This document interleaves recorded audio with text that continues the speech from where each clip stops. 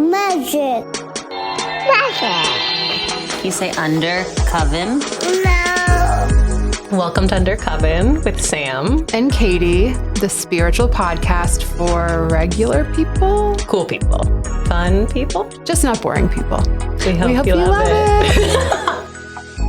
Hi, lover. Hi. How are you? It's kind of nice because I feel like I'm feeling cozy even though it's like hot out. Yeah. Yeah. But it's a nice feeling. I know. It is nice. It feels like I associate like summer with my youth of that, of like running outside, but then you come inside and it's cold. Yeah, that's true. Such a great feeling. It is a nice feeling. Okay, I want to ask you today, or I want to talk about this concept came up for me when I was home this past weekend, and it was crazy because I was like, this is exactly what we're trying to debunk, sort of, and yet I'm doing it. Same more. Putting people in boxes. Yes. Like we are trying to make spirituality accessible so that people could be like, we're trying to do it ourselves. Like we're spiritual, yet we're also this. And we're all like, we're not these people with our head in the clouds because we also live this like human 9 to 5, right. Normal quote unquote life. And yet like it came out for me because I was with childhood best friends. Yeah. And I always in my brain think like those friendships are different because they knew me at this point in time. And like, yes, I've evolved and grown, but I'm not living my day to day with them. Yeah. And so I'm different, whatever. And now I realize I'm guilty of doing it myself. Totally. Like, go ahead. No, I was just thinking, and when I think of my childhood friends too, it is so hard not to see them through that lens. Yeah. And to think about the fact that even like some of them are moms now or whatever, like the changes in their life. It's like, no, but they're still this second grader, right? It's like our brains want to categorize people for some sort of like checkbox or normalcy, but in reality, like no one fits into a box. Oh, that's so why do we do that? I think just to categorize, like I was actually having this conversation the other day, specifically around friends.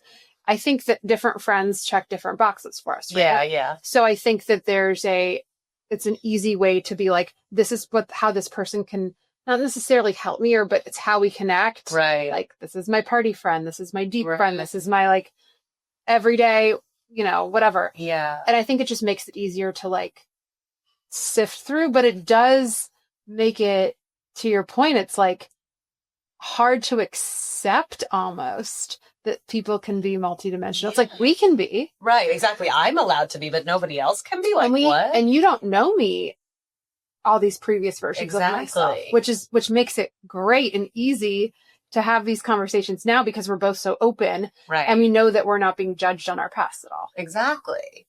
Yeah, exactly. Like it's almost like when you're in, I don't know if this happens to you, but like when you're in those situations, like you almost want to like revert back. Well, you revert back, but you also like want to like put yourself forth in the way that you are. So it's like you want to say something opposed to what they're saying or something, it's like you want to make sure you assert yourself as the version that you are versus the version that you're all seeing each other as. But I didn't realize until this weekend that like I was doing it too.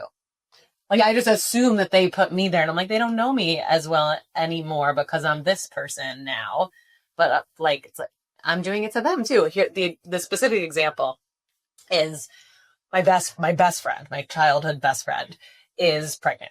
And someone said something like jokingly about like, she said something about giving birth and the other person was like, oh no, she joked like, oh no, I'm going to give, like, I'll do a home birth in the water. And I was like, haha, that's not you, that's me. And she was like, that's me. And I was like, right. Like I'm not the only wellness, spiritual, holistic friend, right? Like all of them have those facets. Yeah. But it's like, you know what I mean? And it was that moment I was like, in my head, like, I'm sorry, I just put you in that box, you know, like you're allowed to also want to do this. She's not doing it, but like thought about it, looked into it, etc. I think it just brings out also the extremes in general of like, when I said reverting back, I think my reaction is either to start to kind of act the way I used to, or be a reaction against that, right? To no, this is who I am, right? And I'm different. Yeah, that's so fascinating, isn't it? Even my dad, he's amazing, and he's like so accepting of everything and all the versions I've been and whatever. But he wants to put me in a box. Like he's like, man, you really change your mind a lot. Cause I was vegan before and now have like a freezer full of a cow, like downstairs because we eat so much beef. And I'm like, not an actual cow. Like you get a cow from a farm in Virginia. You do? Yeah. You do that? Yes. You pick your cuts, like whatever, but it's like regeneratively raised and humane and grass-fed. That's so intense. Yeah, because we eat that much beef. But it's also the most cost-effective. So everyone should do it. I'll send you the link. It's literally in Virginia. The guy came and delivered it, and we have a deep freezer downstairs full of all of our beef. That's so intense. But it makes sense. Yeah. But we were talking to my dad, and we were all talking about it, and he said that. And there was a period of time, I think I referenced last time, that I didn't drink for a while. Yeah. And even then, but people always have a poor reaction to that because they need to like rationalize their own drinking. So when anyone's not drinking, so I wasn't surprised at that one, but every time he's like, man, you change your mind a lot. And I'm like, yeah, Dad, I'm a living, growing human. We can all change. And he's like, yeah, we can. Like, he's fine with it, but he wants to put me in a category. Of course. And he can't because parents in particular are like going to be so guilty of that. Right. I don't want to do that to my kids. You don't want to, but you probably will. But maybe if we're speaking it into existence now and we're trying to bridge that gap so that people don't have to be in boxes, maybe people can change their minds. Yeah. It is a simple concept, and of course you want to agree with it, but I think in practice it's way harder than it seems. Yeah. Especially if you want people to be a certain way or you're averse to change at all. Right. And I think that it's just tough to think about. I think it's part of your reality of like how you see the world is true. That you see these people a certain way. True. Now I'm getting like all trippy in my head because it's like, it's like, yeah, like this is how this friend is. This is how this friend is. They can't change. Right. But they can. But you have, totally. right? Oh my God. Yes. Yeah. It's really interesting to think about, right? Trippy. Yeah, it's been on my mind since then. I was like, I have to talk about this with Katie because I was like, shit, I didn't think I did this. We're trying not to do this, and clearly everybody does this. I don't know how you escape that, though. Awareness. That's how you escape any of this shit. We're aware of it now. Start there, and then let people be fluid. Well, I don't like that word. Well, because it has connotation, but I like it. No, it is. I would not want to be judged that way. Exactly. But I also understand it to some degree too. Like if I'm hanging out with a certain person, that they see me a certain way. Yeah. And then sometimes you try to play that part though too. Or you, again, go against it. Like unconsciously. Yeah. Well, I think, it's part of the like evolution and the self-judgment. Like if I'm putting that person in a box, then I'm putting myself in a box. And I don't want to put in a box. No, I don't. By myself, right? I don't want other people to, but I certainly don't want to put myself in one. No. So I have to work on not putting other people there by not doing it to myself. Do you think like, how do you think that affects your long-term friendships? I think it would make them better. Think about it. Like if you are accepting of but like currently, does it impact them for you? Well, I think if I get over this hump, they'll all be better because I think it is impacting. It's like that.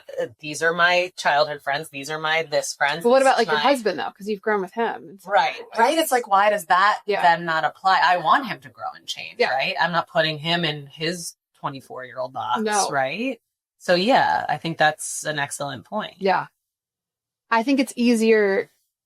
We also live a daily, every single day life together versus these other people. You see them sporadically, so you're only going to associate it with previous experiences. Well, and I think because you met me at a period of time where like I like myself the most than I have in a very long time. Like I am becoming this like version of myself that I'm really excited about. Yeah. So I associate you with that.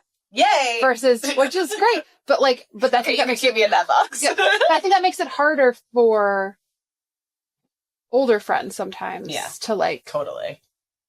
And I think that also makes sense how relationships change and grow and right. Unless you're like growing together with someone or like, at least when you check in, even though there are sometimes when I check in with my high school friends where it's like, oh, we like both know this or like, we're still aligned on this or like, there's things that we still have in common. And with my college friends for sure. Because we talk, it's harder when you haven't seen them in a while and you're not talking. I talk to my college friends every day. Right. Yeah. The other piece of it, I think that we want, like the part that you're just describing now is you want to hold on to that because there could be a world where you have nothing in common anymore and Yes. you've grown apart. Yes. And then what? And that person just leaves your life. Like people don't necessarily want to accept that. No, and I think it's a part of your story and you want to hold on to like, there's a part that's like, this was a moment in time that like, yeah. And a piece a of community, you. That, right. My community, right. Yeah. That I had, and I'll always have that. Right. So it is trippy though. Yeah. Trippy. Speaking of trippy. Speaking of trippy, we got ratings on the podcast. Holy crap. Yes. That was Karleigh Herman is incredible. she's unbelievable. That was amazing. She's just so sweet too. And normal. Sweet, normal, like you just want to human. spend time with her. Like I didn't want it to end. I like wanted to keep reading for her just so that she would like stay longer. Out. It was no like coincidence that it was our longest episode by far. Yeah. She just has so much great insight to share, and she's so normal. She's so much to offer. So we get into her practice, which is energy and body work. But she also is a medium. She has these gifts and ways to, make that tangible and make that normal and not scary. We dive into all of that. She reads for both of us, which is really cool. And of course lands perfectly. Yeah. And yeah, she's wonderful. So dive right in. It was awesome. Yes. Yeah. Enjoy. Hey. Hello. We're so excited. Are we starting? Okay. Let's get going. Hello. All right. We have another friend with us today, which is super exciting. We have Karleigh, owner of The Wild Unfolding, which I will not be able to do justice. So we will let her explain all of her offerings and everything that she does.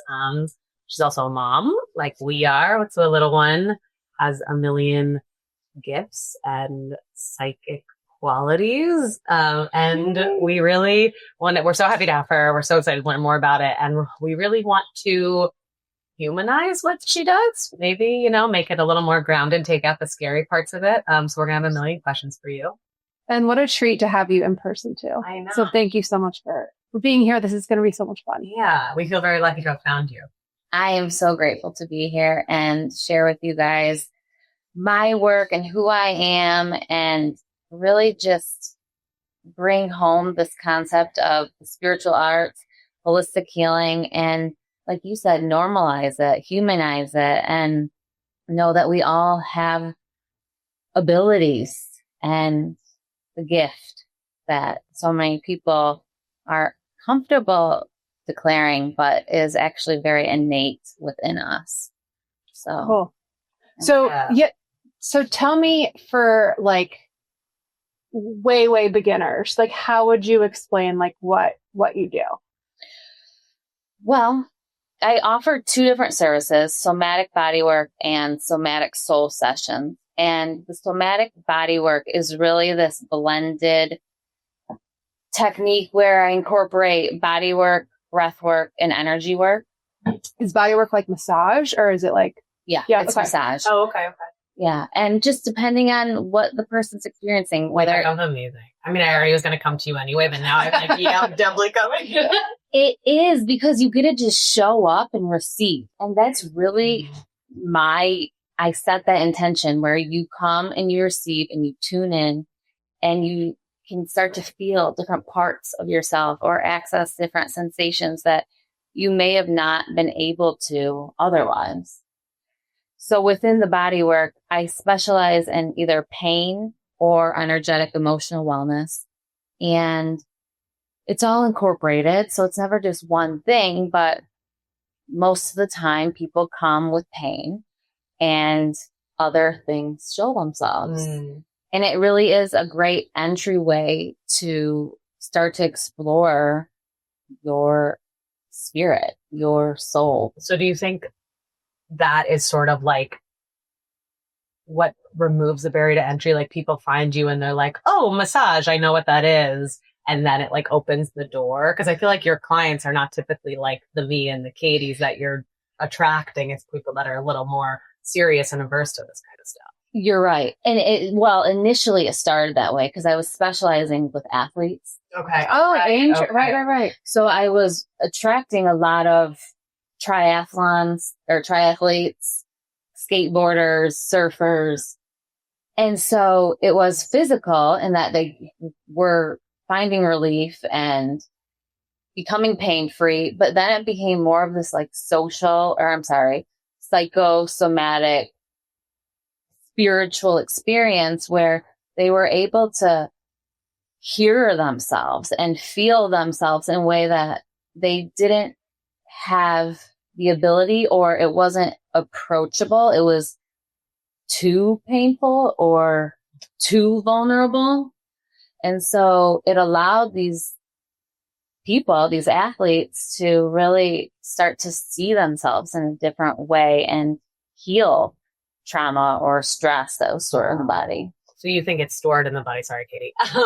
And then that brought it out, or you think there's already like they already weren't tapped into themselves and it also moved that needle there?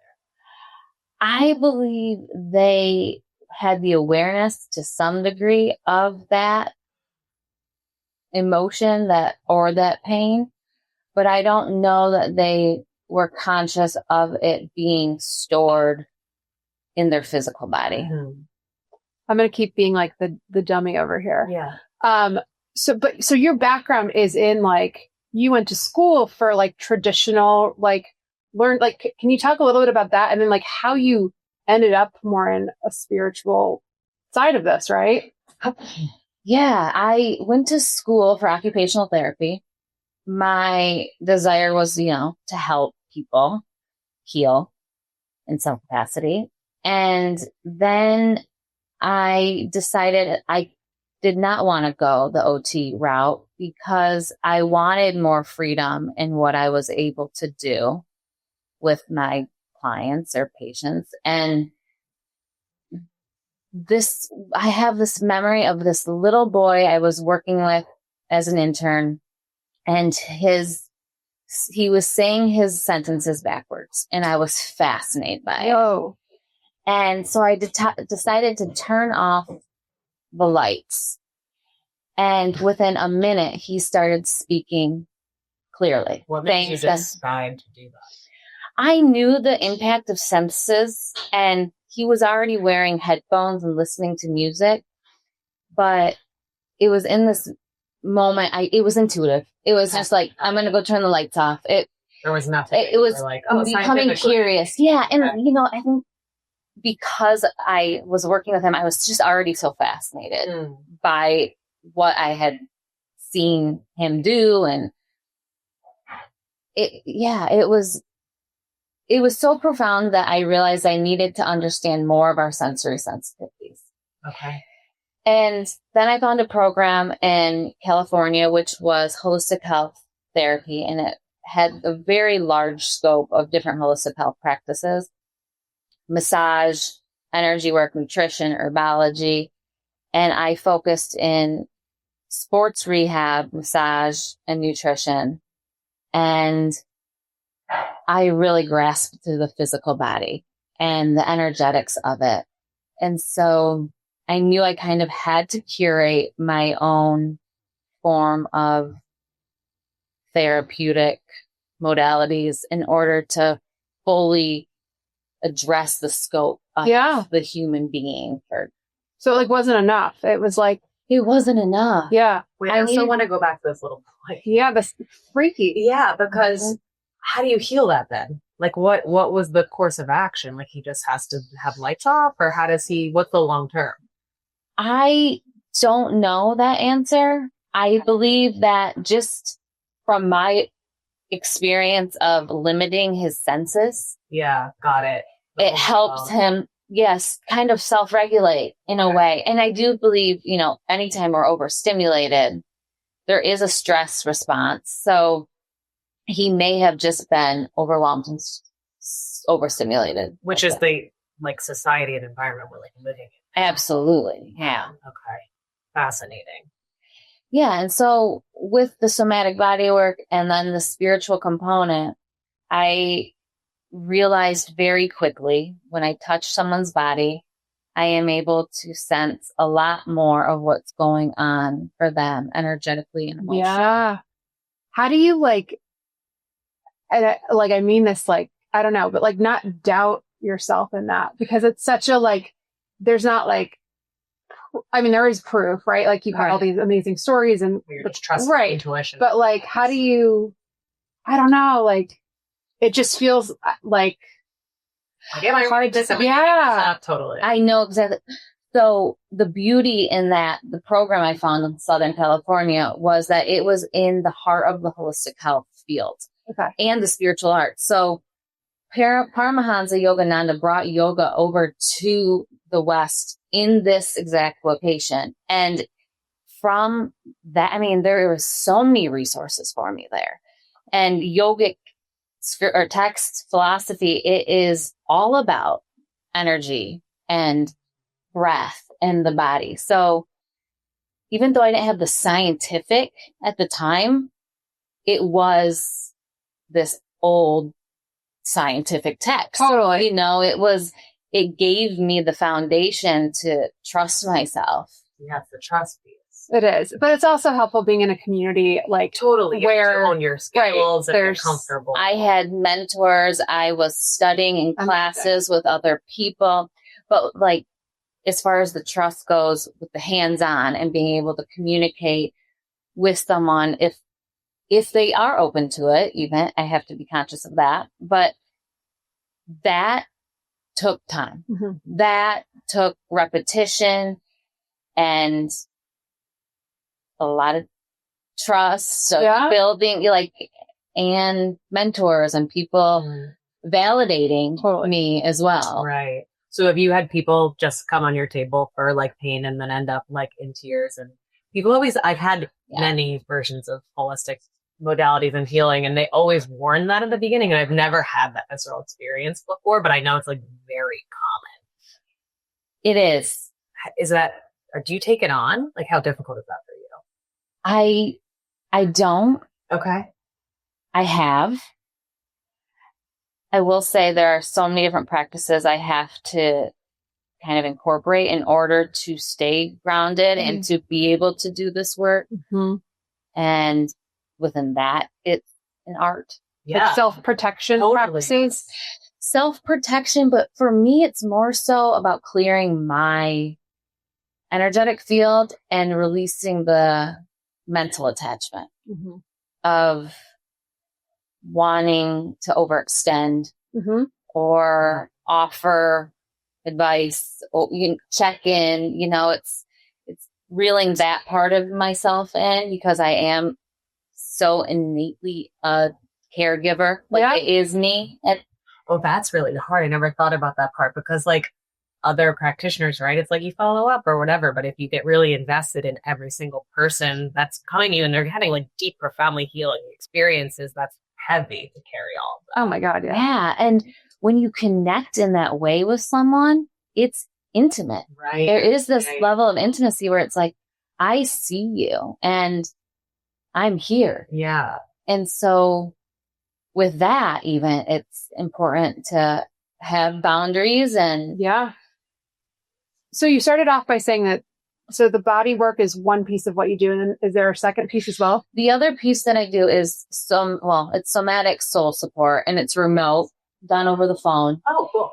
And it's another way of offering breath work and different energy modalities. I've been really focused on polarity work lately. What is it? It's a way of balancing the field, the physical body, but the mind, the brain, and drawing people into the present. So we'll do that.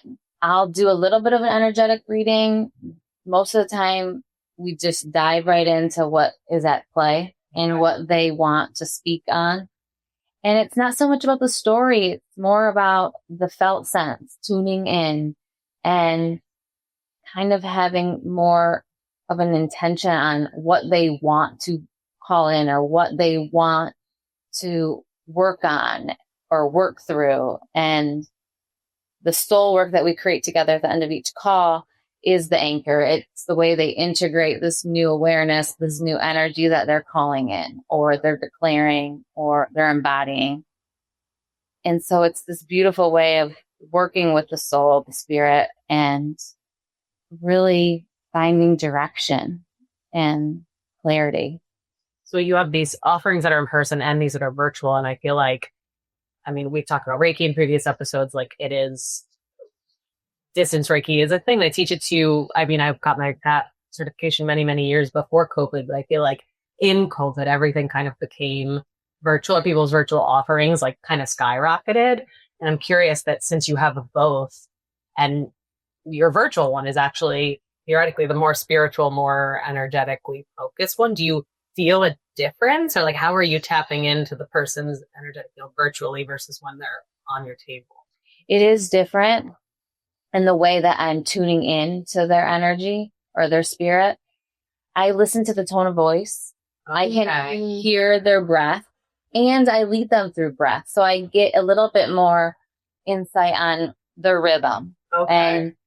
And within that, they're dropping into their body when I do the breath work. So for them, they're becoming more centered, and I'm able to clearly tune into what they're trying to hone into as opposed to where they're at. Interesting. And kind of help them navigate Like that bridging that. transition. Yeah. Very cool. So I want to talk about one of your many gifts, which is like this mediumship psychic ability that you have, which I think, in general, like if you're not in the spiritual space, it's like, whoa, what does that mean? Holy shit. Like, what are your thoughts? Like, do you think that anyone can be a medium or psychic, or do you think it's like a specific gift that you were given? I am curious about that, because I believe that we all have clairvoyance or insight or intuition. Like that's an absolute. But the way that people receive that insight is different, and can be more clear or like intense too. Yeah. Very directive. Like because of my constitution, because of my makeup, I am very instinctually connected to energy, insight. It is part of like my makeup as a Cancer. Cancer rising. And so you said that you had all these mentors that helped you hone sort of your spiritual practice, but based on what you're saying now, it sort of sounds like you were tapped in since you were little.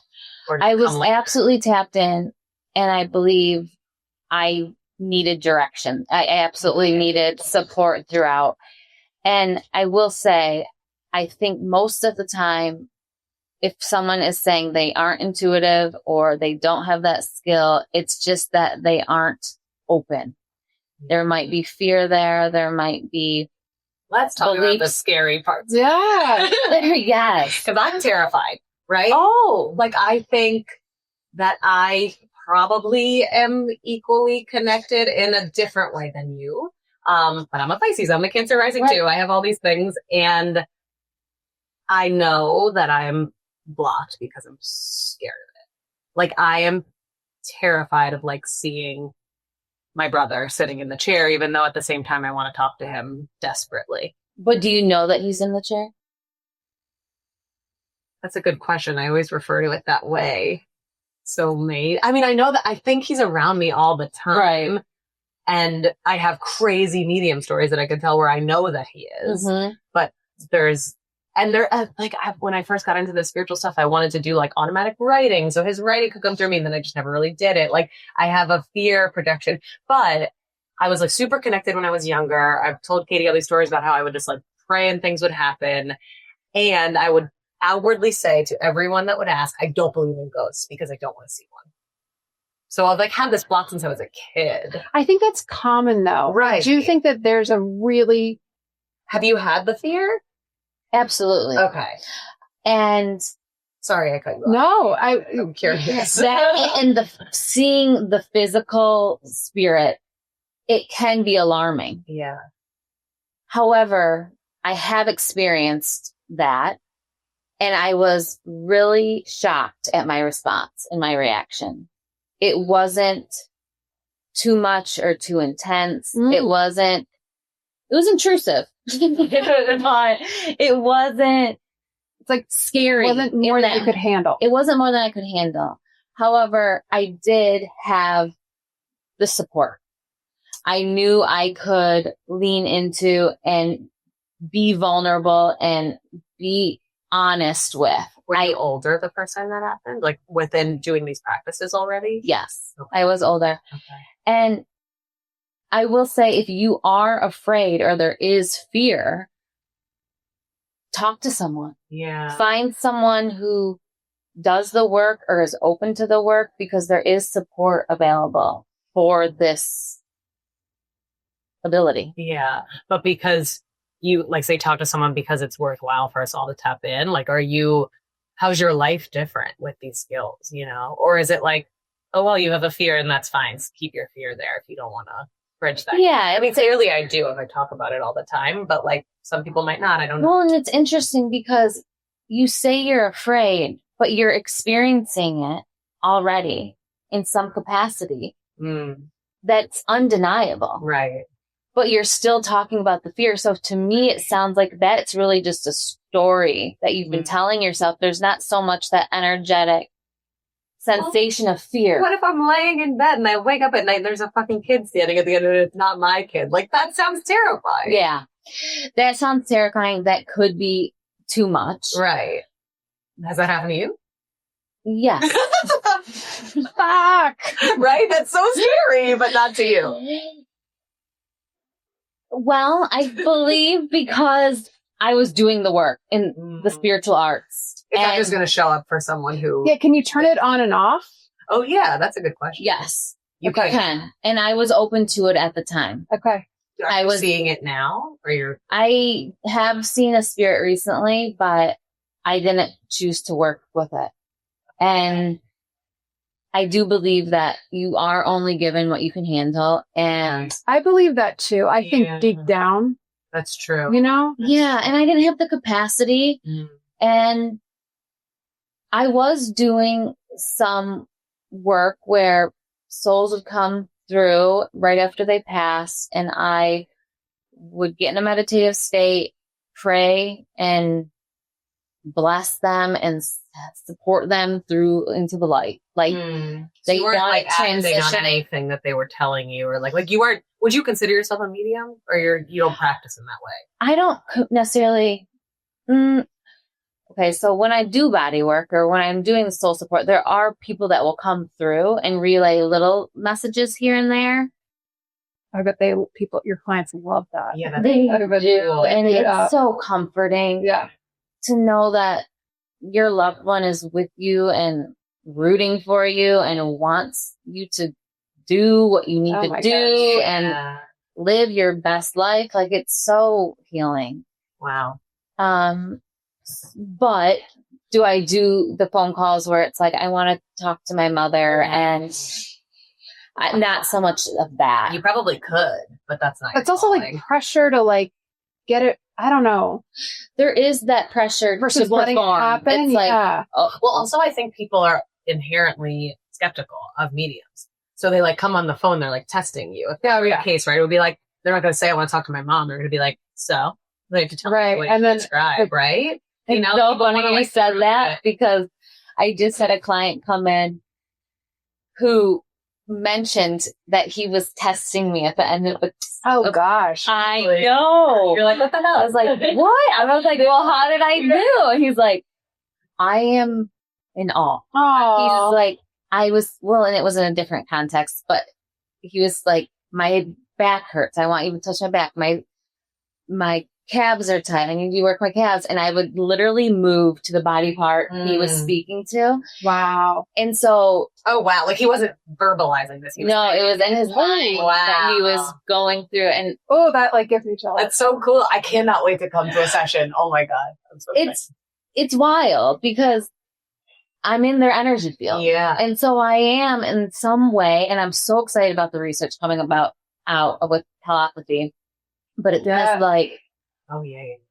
It is fascinating. It is real. It's Tell me, okay, so I have such a hard time explaining this in my very, very right, like my limited capacity and just in terms of like trusting my intuition with even tarot cards. But like, how do you describe what's going on in your mind? And like, when you tap in, like do you have good language behind it? Because even in my limited, like what I can do, it's like, oh, it just kind of like, I just feel it. Right. How do you like describe that to someone that is so removed right now from, or like has that block? Like, how do you describe the feelings or like what goes on in your head? Like, is there language to describe it? I will try and speak scientifically to the skeptics. Say So more. relate to them. To help them understand that it is our human nature to feel and sense, and that we are really only using a very small portion of our brain. Yeah. And when you start to open yourself up and open these channels up and you're feeling and sensing, it's undeniable. It's you become a believer. But there is science that proves there's quantum physics. That's true. Yeah. I love that part. I can't articulate it well. I have a strange question. Were you anxious when we started this interview? Absolutely. Are you more comfortable now? Yes. I felt that in my body. Really? I've never had that experience. It was visceral. I've never had that experience before. It's because you're you.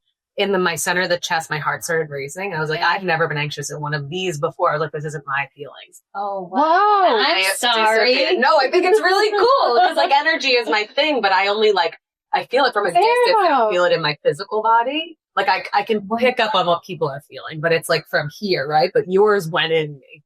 And I was like, whoa. And then I knew, when you were talking, I was like, I know this is how Karleigh's feeling right now. And I wanted to change it, but I was like, I'm not going to do it. She's going to do it. And I was mad at myself for being late. So, oh my God, you were. I know, but this is important to me. No. Oh my God. But is that wild? That's never happened to you before? Not in that way. The only times that it happens is when I walk into a room that's sad. Anyone feels sad, but I immediately start crying even if I don't have sad feelings. Like I pick up on emotion, but not visceral body feelings like I do. That is. I was going to ask you after the interview, but I was like, well, now we're talking about tapping in and how it feels. So. Oh my God, I'm so happy you did. And just addressing it, it's like I'm dropping deeper into my, That was really wild. Thanks, Karleigh. Thank you. Oh my goodness, that is yours. You have, it's sensing. We're tuning. Yeah.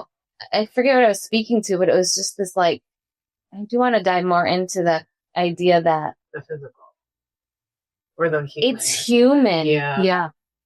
And we've been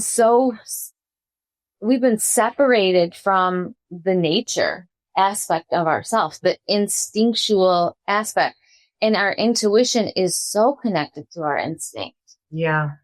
And we've overridden that sensation out of social, cultural, different trying to kind of appease or be on devices 20 years a day. Comfort or numb or distract. The only time I've been able to tap back into that is being a mother now. But some people it goes the other way, right? Like I shut everything out because I have two kids at the same time. So it was easy to see the difference and read them and see how things are picking up. And you want to override all your intuition, be like, well, this book tells me to do this, or this person says this. Yes. And I was like, this isn't working. I just have to follow my kids and what I think.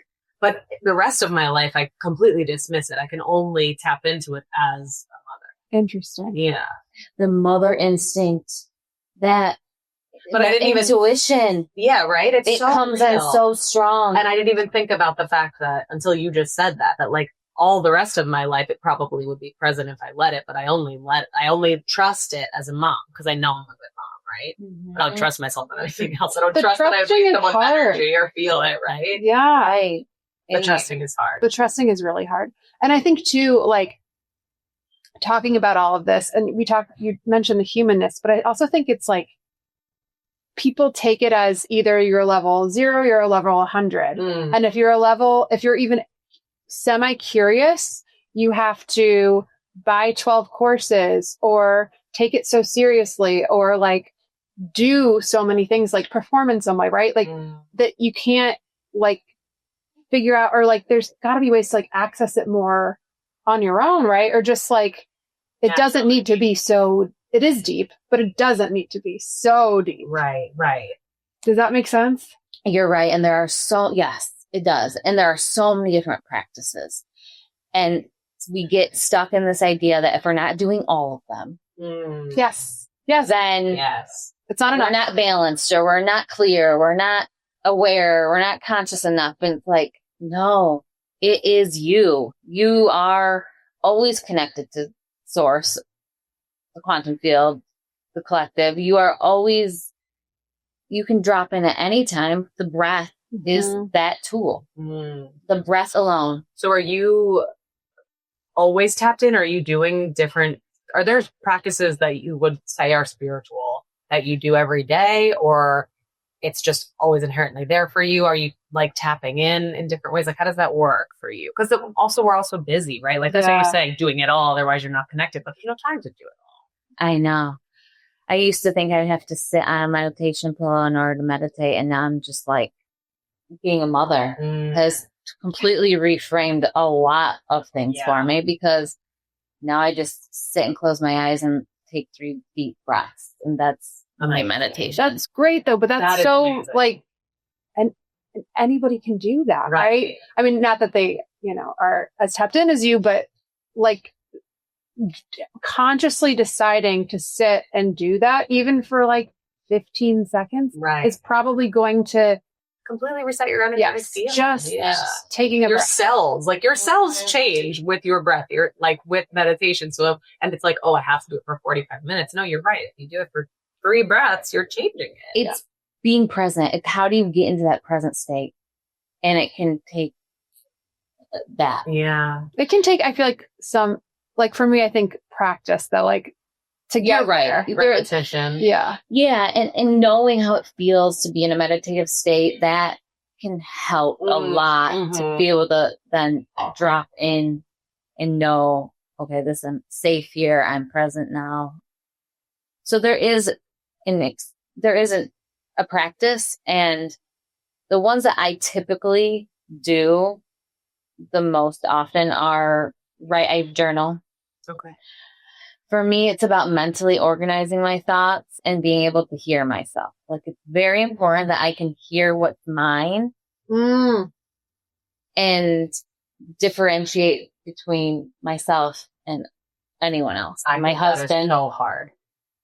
Societally, we take on everything everybody else's. Like I've said that before. Like, how do you know what's yours versus what you grabbed from someone else, right? Right. So you're just journaling, and then I just journal my thoughts, and if I am experiencing something that is more challenging, I offer myself support or solutions to help me in that phase or in that state of what I'm going through.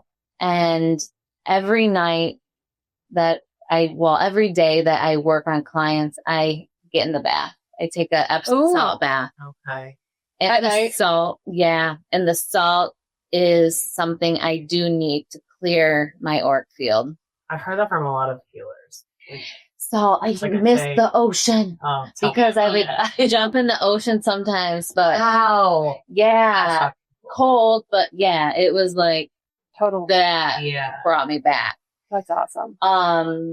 And then walking, getting outside, morning sun. I love I have my chair in the windowsill with my journal, and I'll just look. And but you're not saying anything expensive or time consuming or inaccessible for people too, right? I think that's you want, and sure, there are things you can do that are expensive if you really want it, right? But this is kind of, it's tangible and accessible. Yeah. And approachable. Right. Yeah, journaling's not scary. I think really it's really afraid of your... Oh, okay. I think journaling's scary. Let's talk. Yeah, right? I just don't make time for it. Right. I think it's... I mean, I still think I'm a little afraid of my mind. I think there's like some stuff I'm still working on in therapy around like, Okay. yeah. Mhm. Yeah. I just worked with a client who was afraid. She's trying to be my therapist. No, right no, now. no. I want to ask something about Karleigh something. You go on, and then I'll ask. Feel another shift? No. Okay. I have a client now that I'm working with, and one of her fears with writing was that it would become real. Oh. If she wrote it, it would become real. Then it's like physical versus Then it's just like- living in your mind. Yeah, there's something around that. Interesting. Yeah. And so we did an exercise where she would write to her fear and the worst case scenarios and realize that her mind is trying to support her, but it's not helpful. Okay. And Got so it. just even, these little awarenesses of like, actually, I'm safe in this. Yeah. And actually, that's not true for me. Yeah. That's a fear. That's not going to happen. Interesting. So what I was going to ask was if you're comfortable to do some of the reading and tapping in energetic, and I want her to speak to you and why you're afraid of turtling and like what you're kind of in your mind or like what comes up. I don't know exactly how it works, but like I'm totally if you were going to live stream us. Okay. Yes. Yeah. So you share that you're afraid of your mind. a little bit. A little bit. And when you write, or do you write? Not regularly right now. No. Okay. I've gone through periods where I've done like the artist's way, that sort of thing. Mhm. Morning pages. But but it's not something I'm doing right now. No. There's definitely like a what will come out sort of thing. Also, it doesn't have to be specifically around. No, it doesn't. But No. that is where I was like, hey, What's going to come out? Would it be because it would require you to make changes that you're unwilling? I think like there is like and I'm right now in therapy.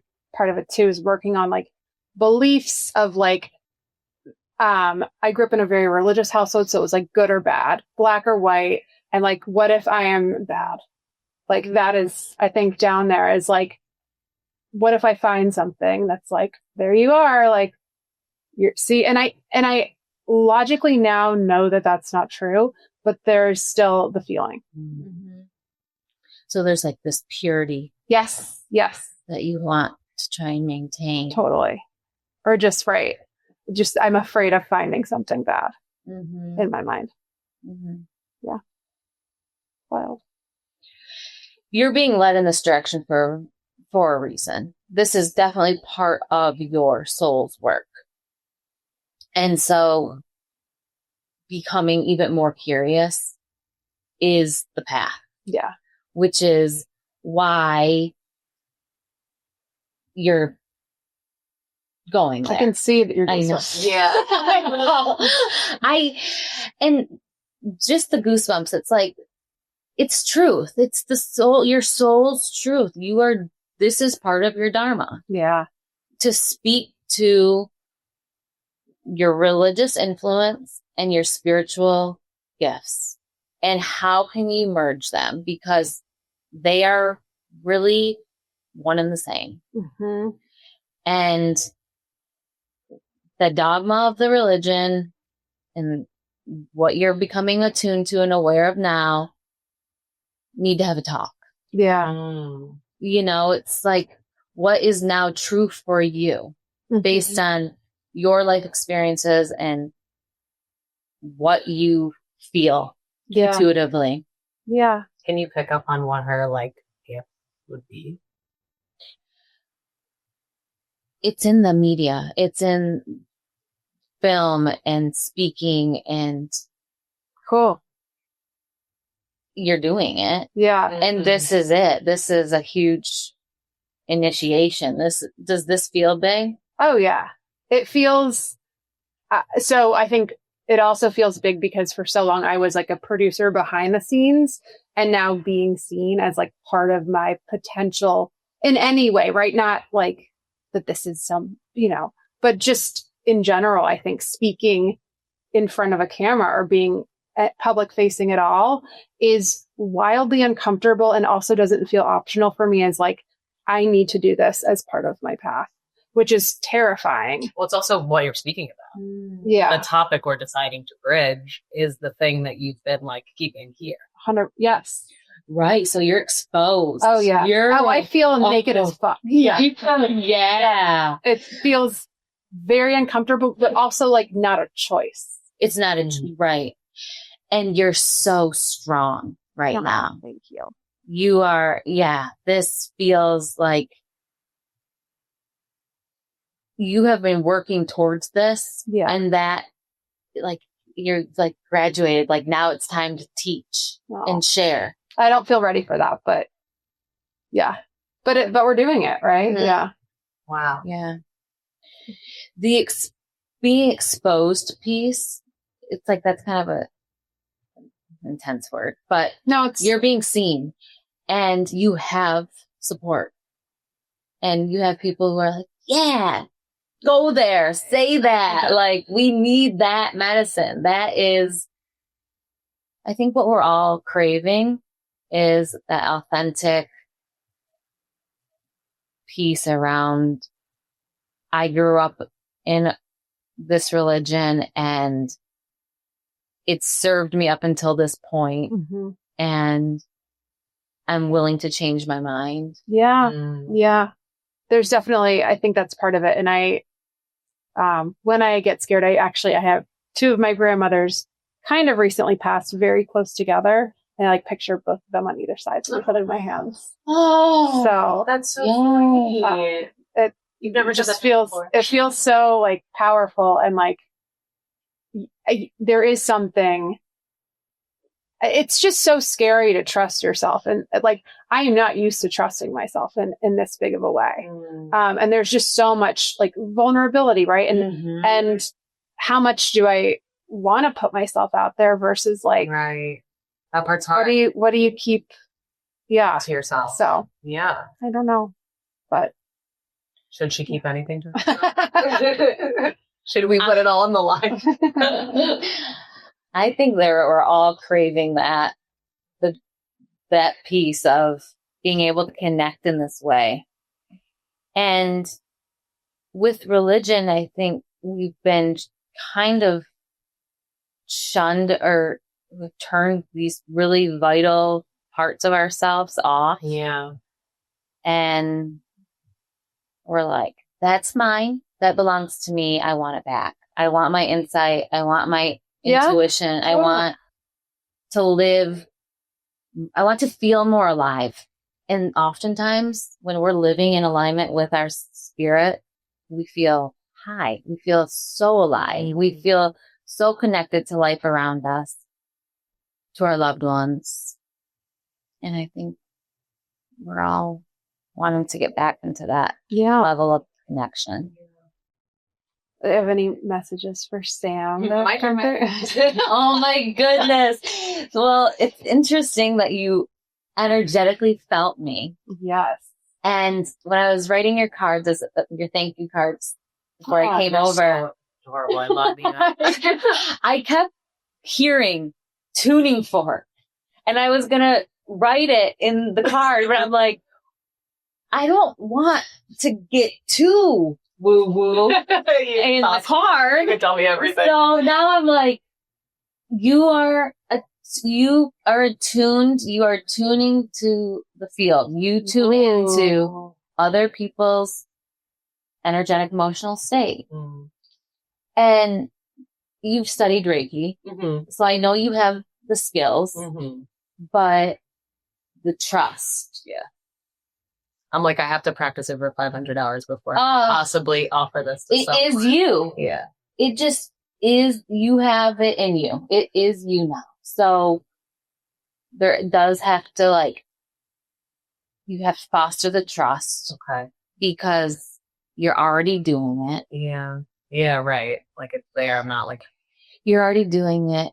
And if and when you are ready to well, you're already doing this too. I was going to say hear and see, and you're already, I know you don't want to physically see, but you're clairvoyant. You do see.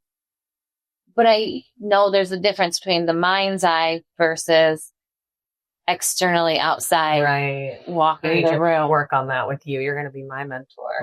I had, so when I first got into this, Katie and I have talked about this before, or like quite a bit. I was like, I don't know, 26, 27. Well, my brother died when I was 26. Yeah. And then I like launched on this path. So let's say started around 27, where I was desperately seeking connection or whatever, figuring this shit out. Whatever, figure it out, but I wanted to. And I got a bunch of readings, like from different people, different things, different body workers, different psychics, different this that I found. And there was this one particular period that like every reading I got, every person I went with, they would be like, either it was in a past life or it's current or whatever, that I'm like, like very, very powerful, like a powerful healer, but really powerful. And I think it put me in the other direction. Like, I'm like, okay, I can't step it. And it feels impostery because I'm like, why? Why does this keep coming up? There's nothing powerful about me. And B, like, that feels like too much. Bye. It wasn't the time for you to receive that. But it was a long time ago.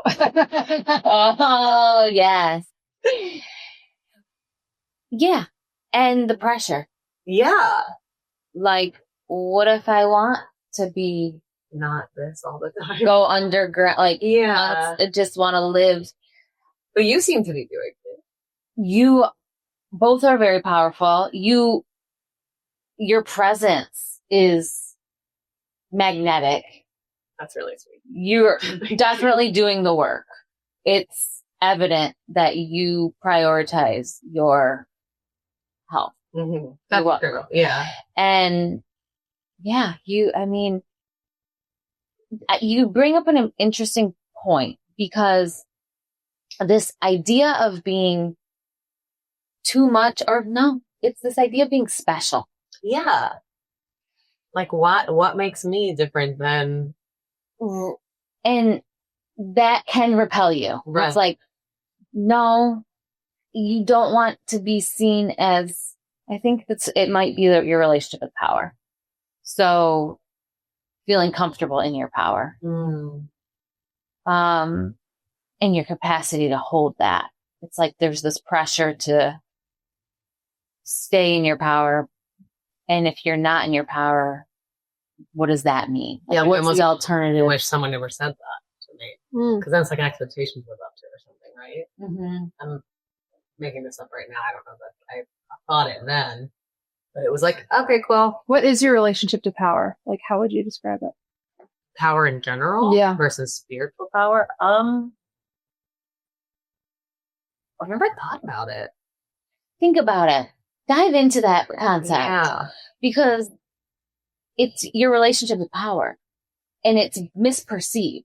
It's kind of this more cultural. All I can feel is that it feels negative. I don't have a... I love power. Fascinating. I think it's great. I can only think... Amazing that you're acknowledging it and you are admitting it. Yeah. Like, for me to even admit too feels like it feels like push. a negative connotation. I've not ever thought about it, but right now coming up, it's like, doesn't feel good. It's great. Wow. Like, yay, let me get there. Can you see? You're going to walk me along this too. It's not just me. I may hate myself, but I just Yeah, right? I deeply love myself. Yes. And I'm a burst of power. And you're like, I don't know myself, but I'm really bad. Well, and you guys are the perfect duo. This is it. Wow. Yeah, no, I just think there's societally, I think it's just like, but I think about it as like, also like, we're the type of people that should be having children. We're the type of people that should have power. Like, we're thoughtful. We're it's like, true. And I'm grouping myself with other people that I like and love and want. Right. So I just think about it as like, no, that's a beautiful reframe. You're right. We should be the people that are powerful. We're thoughtful. We're kind. We're loving. We're nurturing. We're not assholes. We're not assholes. We do all the right things. Right. I deeply care about the rest of the world and people's, feelings and well-being. Like, of course, those people should be powerful. Yeah. I love that. Yeah. Thanks. Good. And I wonder if changing it to strength. If you are extremely strong. See, I have wonderful relationship with strength. Good. That one is fine. I lift weights just to be strong. I know that I am really fucking strong because of the trauma. I'm just on the phone with my mom. Like the things that I've gone through in 2 years with my children. Mm-hmm. I'm like, I should not be, I should be crazy. I should be off something like out in the woods, just losing my shit. Who knows? And I was like, I'm so strong because of all the trials that I've been through because I'm fine. I'm like, yeah, because there's so much moments of wonderfulness in between that like, I'm okay. Mm-hmm. I'm more than okay. Yeah. You know you're strong. Yeah. That's fine. But strong, I'm okay with power, not so much. So I like It's that. interchangeable in that. Yeah. What you said, it's you are extremely strong. Mm. And with that strength, you can call for, teach. I mean, now I'm starting to into like you speaking and teaching with that strength and power, but you are very powerful and very strong. Okay, wait, before we go to the rapid fire stuff, because I love that aspect of tuning in to our energy and that. So that was amazing. Thank you. Thank you. Go ahead. No, say. Do more. You remind me of the tuning fork concept. Oh, yeah. You carry the vibration. People need to meet you. Oh. I was having a hard time meeting you, and you started to embody it, but that was strictly for like learning purposes. What do you mean? You started to feel my anxiety. Oh, yeah. And I have chills right now. And so the message is you have the ability to tune in to someone, like trust how they feel. Like you don't have to physically feel it to know. Okay. And to hold yourself into your own state. Like, But when you say meeting, they have to meet me. Like, how does that help them? Or how can I? Like, what does that well, because you are grounded mean? and centered. Okay. And like the imbalance of my state of being anxious and overwhelmed became embodied. And so it's like, there is an art to this, but it's a practice, and it's how do you just trust that you're sensing what they feel and not have to physically feel it and hold yourself to a higher or in your own state. And does that then It's helping. be able to get out of it? Like kind of help It does help more? people. Yeah. Okay. Very cool. Well, when you're intentional too, like you're intentionally doing this, like helping someone feel more, like help doing the energy work. Yeah. That's what you do. You take it on the day. It's helping them find their center, recalibrate, and feel more at peace. Because as soon as you talked about it, it was like, oh my goodness, yes. Oh, like, wow. I'm sorry. And I get now. Like, yeah. Wow. The awareness, it shifted. Okay, cool. So speaking it too. Mm-hmm. Okay, the only other thing I want to ask you is, aside from that energy tuning in, like medium-wise. Your brother, and I know that he passed because we've talked about it, and he seems so like he is part of you. Mm. His spirit is like working with you. Part of his dharmic path is working with you through you. I hate that because I wish I should hear it. I know. Yeah. Oh. And he misses you too. He's relating. He's like, I know, sis. Like, this is. And he is so expansive. He's working with you, but he's also doing a lot of other work in the world. Ooh, that's really cool. Yeah, I can see that. Which is interesting you say that, because whenever I describe, especially to my husband, like when I say the type of life I want to live, I describe an expansive life. It's the only word I can use to articulate. So it's interesting that you specifically said that. I feel like people don't usually use that phrase. Yeah. Oh, and I just keep seeing like these light bulbs, almost like people turning their lights on at night, going off like across it. Yeah. Your reach, both of you, your reach in the world is expanding, and media is the medium in which it is. So. Wow. Very cool. So cool. Thank you. That was really lovely. I appreciate you doing that for us. Really nice. And when you mentioned your grandparents or your grandmothers, it's like, oh my goodness, yes. Oh, Like, are you Taurus? Are you I'm Capricorn. Capricorn? Okay, so the earth, it's like, yeah, you are so strong. Like there's this wisdom. It's this, yeah. And it does feel like that ancestral. Yeah. Yeah. I'm very connected to that. Yeah. And when you sit, like mentioned holding their hands, it's like you are being led. Oh, I love that. You can't ignore it. Yeah. Yeah. It's like, get on a Go. Yeah, let's go. Move with it. Thank you, Karleigh. Yeah, wow. Thank you. It's really that was so special. All right, let's switch it up. Yeah. Okay. So the last thing we do is our rapid fire section. We're going to ask you questions that are meant to be just first thing that pops to your brain. Okay. They're easy. They're easy. Yeah. You go first. All right. What are your thoughts on fate? Not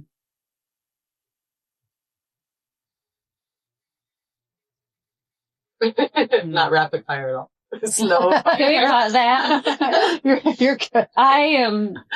I don't know. You don't believe in it? I believe in dharma and karma, and I believe in divine intervention.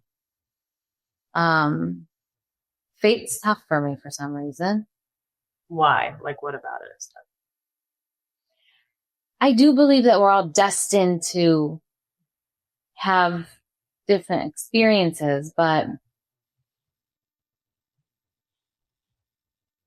I don't know why I'm going blank on that. No, I think, but maybe exactly what those, like some sort of free will where people like can have to repeat lessons or like. Yeah, there is free will.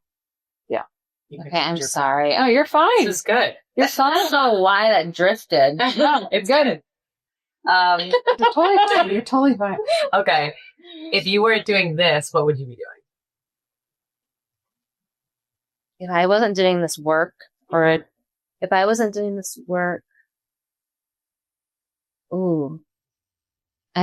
wouldn't be doing anything else. Like, this is very much my life's work. Okay. I'm grateful that I'm doing this work, because if I wasn't doing this work, I probably would be doing something in the hospitals. Oh, yeah. Helping in a different capacity that didn't necessarily serve my soul. So I do feel like I'm in the right lane here. This is it. I love that. That's awesome. What would your higher self tell you right now? Dance. Oh, I have been told I need to dance and move. I've been told that before too. Did you dance growing up? No, I've always loved dancing. Yeah. And I keep being drawn to ecstatic dance and the 5 rhythms. Cool. This theory or concept that Gabrielle Roth created. And I've done a few classes in Bethesda. Oh, where? We should go. Yes, you should. Good. I so did. Yeah, every Friday night from 8 to 10 p.m. Perfect. I know. The bedtime. babies are down. Ann Kite is the woman who facilitates it. It's 5 rhythms. It's based on taking someone through these different stages, or like, there's 5 different stages. I forget the names of them, but it's based on the music that is played, and it's all connected to like these emotional states that they draw from. And so you just show up. You don't even have to talk to anyone, and you dance for 2 hours, and then you can leave. Amazing. I would love that. Just show up. Have a weird, it is cathartic, and I have a weird relationship with it because I did dance growing up. So to me, dance has like a specific aesthetic, the way that's specifically supposed to look, and this is the healing way of just moving your body. So we have to go. Yes, you have to. You'll love it. But dance, is the one thing that's like dance and music. Yeah. I love that. I'm always making playlists. Yeah. Cool. Share them with us. I will. Oh, right. I do have one more. Well, you kind of touched on this, but if you had one spiritual practice that you could never let go of, just one. One spiritual practice I could let go of. No, you could never. Oh, sorry. Once Or you let go. practice Actually, it, it's either way, both are interesting. writing. Okay. Mm. Yeah. We need to get into our journaling and then read it aloud for our next picture. Great idea. No, fuck no. He's like, absolutely not. Why? I would do it. I don't know. We'll have to see what I would. Oh, I Like, thought you read meant it like aloud. the intro. Like No, write the intro and read it out loud. aloud Oh. at our next podcast. I'll read Katie's. It's like those names. Oh, Underneath what the my actors like say them out loud. All right. So do you have any, is it okay if I do a quick reading for you?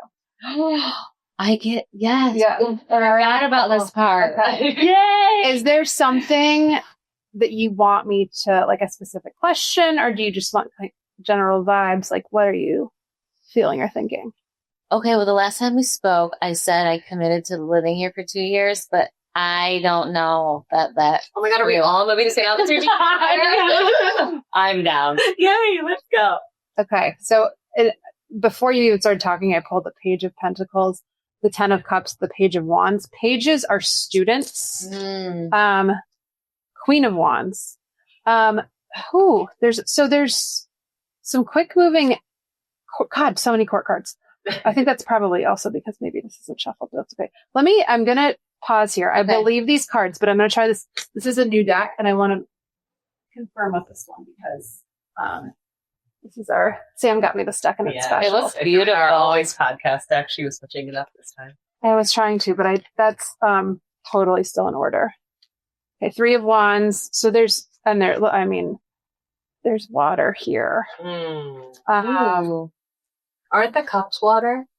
Oh yeah. Yes, cups are water. It's like the one thing that Tara remembers. What's the water? I should learn this summer. So the thing that I like about tarot is I always get the Hermit. Do you really? Come on. And the Fool. Oh, that's his I love the Fool. His journey. Oh, you do? Oh my God, the Fool is like one of my Okay, I need to know. The Fool is, the Fool is the HBIC of the tarot. Like, it is the Fool's journey. Oh. So the Fool is the main character. Oh. And like, the Fool is naive and excited and about to go on like an amazing adventure. Okay, I'm pretty much You already such the Fool. We are the fools. Okay, so there is energy of like leaving for sure. Five of Pentacles reverse. I feel like there's water. Okay. Is my relationship showing up in this? Well, the Page of Pentacles. The Page of Pentacles came back. So there's, I think that there is leaving something behind here that's not working. And the Hermit, though, to me, I wonder if you're moving, I don't know if you're necessarily moving a place where you like have this massive established community, which is interesting. Like it may be kind of like creating something new somewhere.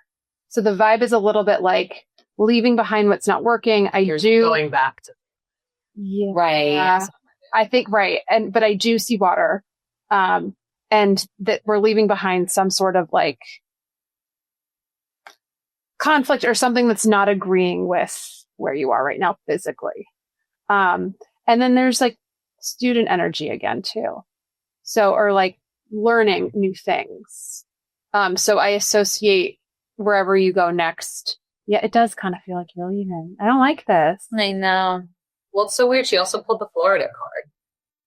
I pulled the Florida card? Yeah, like the Florida card in the tarot deck, because that's apparently where we're all moving. Yeah, it's like, right. No, but there's a new Pentacles, and I'm associating this with work. And what I was going to say earlier is you can interpret the cards. That's where the intuition piece comes in, because yes, you can interpret cups as water. Typically, to me, it's more like feelings and emotions, but it can be interesting. Physical. So what makes you say there's water here? This is the first card that came out. I think like right here just too. in the imagery, I see. Yeah. Yes. Yeah. And I think there's decisions to be made. This is pretty. I'm obsessed with And I like that she's alone.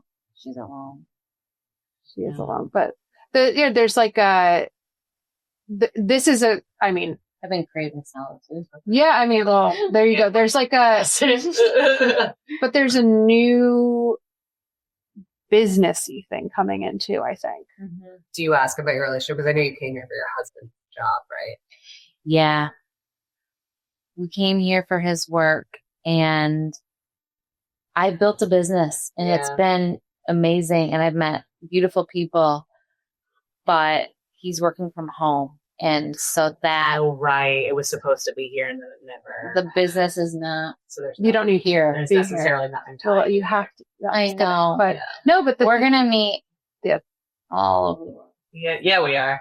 Yeah. New England's really nice. New Jersey beaches are lovely. We can move to all of them.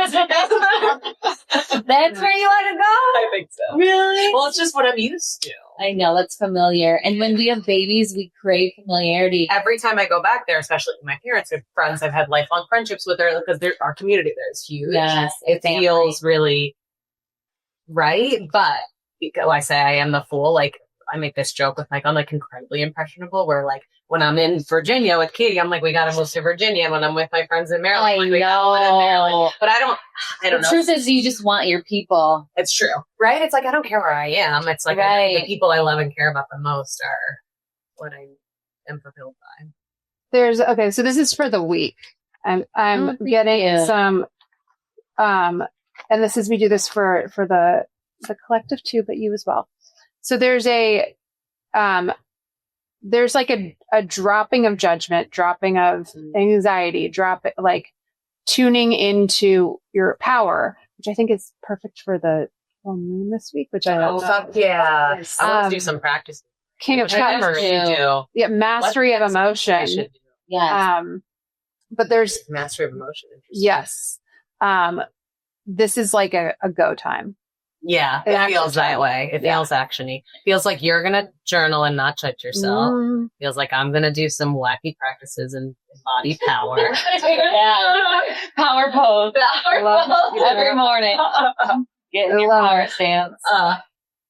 Awesome. This is go time? Yeah. So you're going to have to set up your move. That doesn't mean you're moving tomorrow. It does. But when you said that I felt with work. Yeah. Like stepping more into more of my work. I just want to keep pulling for you though. Thank you. July, Ace of Pentacles. Yes. There's July? Yeah. That's July? Yeah. Oh. Wait, what does that mean? August, Two of Pentacles. There's months associated? I think that there's I don't know if there's new offerings or there's new Two of Pentacles partners that could come in August, but there's like a sorry, I'm just keep yeah. I was like the months and the cards go together now. I get it. There's like a almost like rethinking business strategy, but like it's very supported, and like there's just a lot of energy around like new, and then a potential partner, or like collaborations. Maybe. But this is it. I know. Yeah. Yay. But so there's in something some capacity. Here. Yeah. I do want to say at the end of the podcast, we're at the end, so perfect. that I have a few free offerings on my website. Ooh, cool. One of them being the Energetics of Anxiety little mini course. Oh, very cool. And it's just a way to find safety in your body, to know how to support yourself, know how to tune in, and ultimately release anxiety, which energy work helps tremendously. And tell us your website again. Yeah, where can they find it? www.thewildunfolding.com.